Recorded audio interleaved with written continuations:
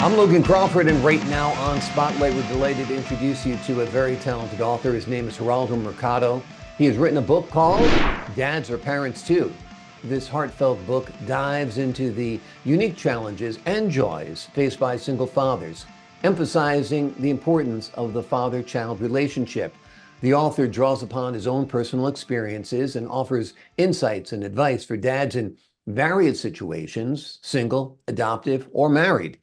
His message is clear. Being a dad is about embracing the role with love, dedication, and the simple yet profound act of being present in your child's life. We're delighted to have this very talented author join us here today on Spotlight. We thank the team at Atticus Publishing for helping us put him in the spotlight today. And we ask viewers like you to support authors like him by subscribing to our channel and by purchasing his wonderful book. The links are below this interview. Geraldo, great to see you here today on Spotlight. Logan, thanks for having me on, man. I've heard nothing but great things, and thank you for the reviews and the comments that I've gotten from you, the team, and everything else. Have been it's been hard found because overall the message is pretty simple, and I say it in the book. You don't need to be a hero, you just need to be a dad, and just being present, being in the moment, enjoying the small little things. The one thing that I've learned over the years is that nothing's trivial, and that's one of the key points. The smallest little things you do with a kid, you may not your child, you may not think is a moment, but to them it means everything. Absolutely. School plays, parent-teacher conferences, bringing your child to the doctor, all of that stuff. They're simple acts, but they mean a lot to the child. It's the child's whole world at that point. It's tough being a dad in 2023, particularly if you are a single dad, because everything's stacked up against you. The courts are stacked Agreed. up against you. They basically side with the mother, and the children generally go with the mother for custody. Child support can be devastating to a father. It can bankrupt him. Um, how does a father stay connected with all of the odds stacked against him, with society viewing the mother often as the parent and the dad as, optional? I myself was put in that same scenario. The mother, we're good friends now. It took a lot of time and passion and pain for things to resolve. But over the years, while we were in our separation process, um, we were making sure the first thing was the child was not treated as a chess piece. It Mm, wasn't used as some sort of pawn or some sort of political play. That mm, was the first thing, because the child does really get a sense of what's going on. They're resilient, but they're very well aware. Um, Part of it is just like what I was saying before. Try to be present, try to be in that moment. It's a passion. mm, There's something that you want to be involved. The For me to file for custody in New York was really difficult, not because of my abilities or inabilities. It was simply because of my profession and my career. Like mhm, you, I was in television. I worked for NBC News. I was on overnights. And the simple rule from New York State was a child, in order for a parent to be deemed custodial, the child had to stay at night more than 50 or 60% of the week at the house. mhm. Because I was working overnights, that wasn't an option. Right. And just on that premise alone, it was like, sorry, you're not getting custody. And it's like, you could spin it however you want. It's like, well, I have a girlfriend or I have a sitter. And there's no court in New York that's going to be like, well, why would we leave the child with a sitter when they can be with their mother? Right. So just on those small little premises alone, I won't say lose custody, because we were able to amicably pick up a wonderful program for her.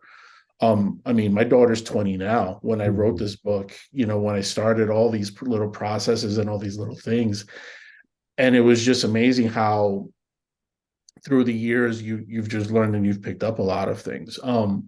Scheduling becomes a thing. What days can you grab her? What weekends can you grab her? How do the holidays work?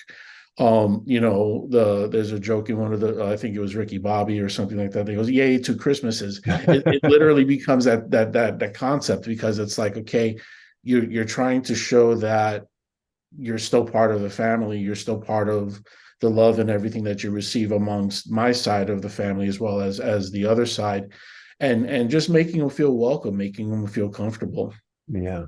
It's tough. It is tough. And you obviously did a great job in staying connected with your children. And it's a great joy that you have when you're there, when you can catch that school play, like I said, or that sporting event, or, whatever it is, that's what's creating memories of these 18 years that we have our children, or it's really less. By the time they're 14 or 15, they're off with their friends. Um, that's the most important part of a person's life in shaping who the individual becomes. So it's so important to stay connected. It truly is. It's just, I try not to be that, helicopter parent. Hey, what you doing? Yeah. Where are you going? You want them at some point to build their own identity. You want them to build their own character, but at the same time, you want to let them know that you're there. There's that fine line. You want to be that safety net without being, that overbearing parent. I find it funnier. Um, like if you look at me, I'm 270 pounds, tattoos, mohawk, the whole bit. They get scared of me at first because they're like, oh my God, this big monster's coming in, and whose Oh, dad is that? And oh my God, he's, and then when they get to know me, they're like, he's the biggest teddy bear on the planet. So yeah. we really run into that a lot. My son just had his senior trip from elementary school, and the moms and some of the parents were actually relieved that I was a chaperone, Yeah. because they were like, "Oh, geez, Dad's going. Xander, cool, yeah, okay, Right. yeah, kids are gonna have fun," because they know that there's that line of respect. There's that line of still being the parent, but also that line of, hey, I was 9, 10 years old too. I want you to go out and have fun and enjoy yourself. They Yeah. they felt comfortable knowing that there was some sort of parental guide there. Mhm. But going back to what we were talking about before, just being there for those, for that trip, Mhm. being there for those 3 moments. I mean, I needed a vacation from the vacation just dealing with all those kids. Yeah. But that's something he's always going to remember. Yeah. The highlights, the jokes, the comments, the giggles, that all of them had. And I was able to be there and share that moment and experience him with him. And that's something that I'm always going to take with me. And I know that's something at his age he's going to be able to. Yeah. Absolutely. And those are great memories I have camping with my son during Boy Scouts in the snow, going up to Boston and doing the Freedom Trail with my other son. They are great, great memories. I think probably perhaps one of the most important things a dad can do to make sure he's connected to the child's life is to have a very clear parenting schedule, saying Yes. exactly when you're going to pick up your child, when you're going to be dropping off the child, who's going to be in charge of transportation, who's going to have them on this holiday, that holiday. If anything is vague, it's going to lead to arguments, don't you think? Communication is key. I can't employ that enough. It was just one of those things where, you know, uh, there was a point in time where we literally had to write everything down just so that it would be quote unquote a binding document of sorts, where it was agreed on, not court ordered, not like we had to go back to court for anything, but just simple little things like, hey, how are we splitting up Thanksgiving and Christmas? How many days are they going to stay there versus how they're going to be here? How are we going to pick her up? How are you going to drop her off? It seemed, again, these seem like trivial points, but you don't want to run into that miscommunication Right. of the one thing that you still want to show to the child is that even though as parents we're not together, we're still in lockstep when it comes to them. And that was one of the things that I was very stern about, along the lines, because there are times where, hey, we were supposed to meet here. I'm running late. Can you swing by and, meet me at this point instead? as long as there's the point of communication showing, hey, this is where we're at, this is what we're doing, this is what time we're supposed to be there, and it makes it easier for the child because it did for my child anyway, Yeah. where she was able to understand, okay, mom and dad have rules, mom and dad still have this, mom and dad still know the stuff that I'm doing. Yeah. Growing up as a kid, when mom says no, ask dad, when dad says no, ask mom.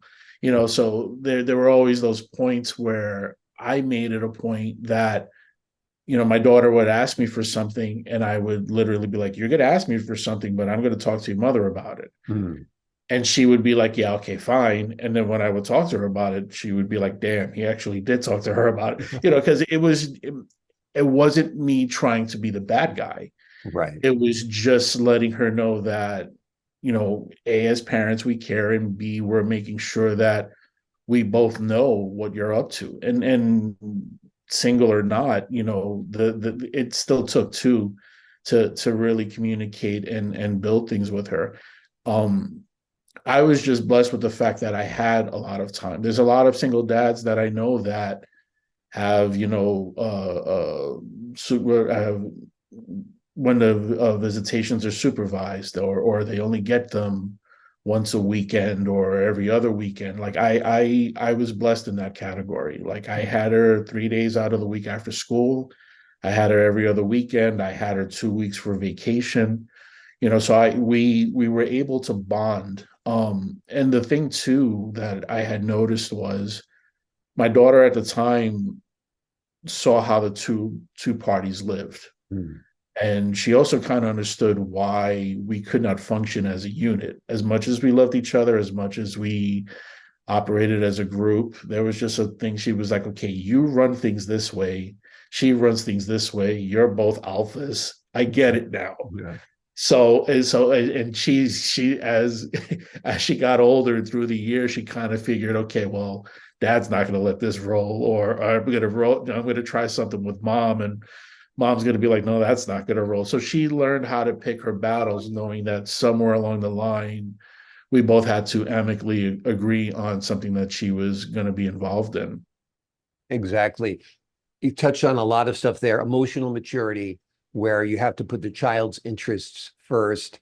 Um, Getting above the fray. There might be hard feelings on either side, but you have to put that aside for the best interest of the children. Clear communication. I know with my ex-wife, we only would communicate via text or email because just so everything was completely clear as far as picking up and that type of thing goes, in case it ever is challenged, and you never know how acrimonious these situations can be. Before we leave you today, tell me why you wrote the book. Honestly, here's how it went. I was in a really bad place after the separation. Mhm. I I heard, after dealing with the courts and everything, I heard of the horror stories of how dads were treated. Mm. And I really needed to find an outlet for that. Because there was a point where visitations were supervised. There was a point where, I was always looking like the bad guy. So Right. there was it was a labor of love at that point. It was just something out of passion, where I still wanted to show her that despite everything that was going on, dad's still going to be there, Yeah. and that I have just as much say in your growing up as the mom does. Number one. Number two was when I was going through this, I really looked into the library at the time. There were no books for single dads, number one, or a book, for single dads to read to their daughters. And in the community, they were like, is your mama llama, my two moms, and all those other books, and all these different genres and all these different categories were Right. like, dads were like, put to the side. Right. So the fact that I was able to write this, get traction, wind up reading for Barnes and Nobles of all places, Mm.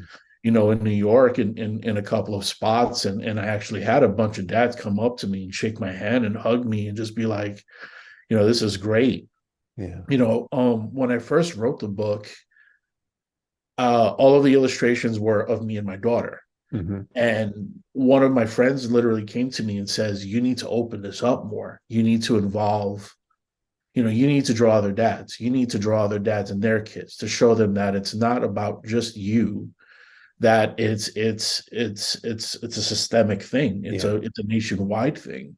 And you want other dads to feel involved and included in this journey, in what your message was, and promoting this book and pushing this book and just showing, hey, this is where I want to be and this is what I want to do and I want to be in my child's life. And just like I said, simple little things like going to the diner, Yeah. but before we run out of time, which is leading to the second book I'm working on. My daughter and I every Thursday went for pancakes for dinner. Mm.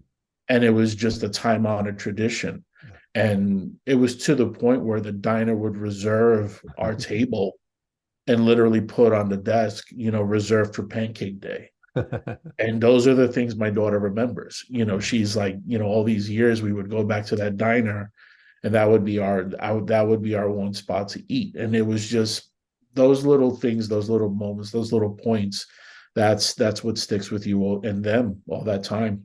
Absolutely. Pancakes for Dinner. Is that going to be the name of your second book? So it's actually called Pancake Day with Daddy. Pancake Um, Day with Daddy. I yeah, like that. Pancake Day with Daddy, and it's same stanza and verse, of how I wrote Dads Are Parents Too. It's more for the children. It's more from a children's point of view. I won't call it parental. It's not a parent book. It's not a self-help book, but it's a point of view from a child, just so that they see that these little trivial things that you do with them mean the world. Yeah. There's And nothing trivial. it's just seeing it through their eyes, which A- is why I wanted to write this. Absolutely. Well, wonderful. Glad you wrote that book. Glad you wrote this book as well. It is called Dads Are Parents Too. It's written by Geraldo Mercado. It's a great book. It looks at the joys and challenges faced by fathers universally, whether they're single, divorced, or even married. Geraldo, thank you so much for joining us here today on Spotlight. Logan, thank you for having me. This has been a pleasure. Pleasure's all mine. And to the folks at home, I'm Logan Crawford, thanking you for your time this time. Until next time on Spotlight.